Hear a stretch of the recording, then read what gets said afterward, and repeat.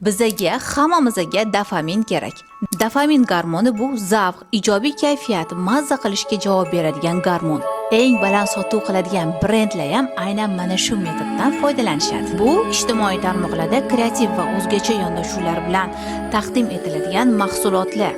Sizni sotuvlaringiz baland bo'lishini xohlaysizmi? Mahsulotingizni dopamin taqdimoti bilan soting. Ya'ni chiroyli upakovkalar, brendlangan qog'ozlar, bog'langan bantikchalar bilan va shu orqali mijoz raspakovka jarayonida, ya'ni upakovkani ochayotganida bantikchalarni tortib, o'sha qog'ozlarni shitirlatib ochganidan maza qiladi va rasmga olib, mana shu jarayonni Instagramga joylagisi keladi.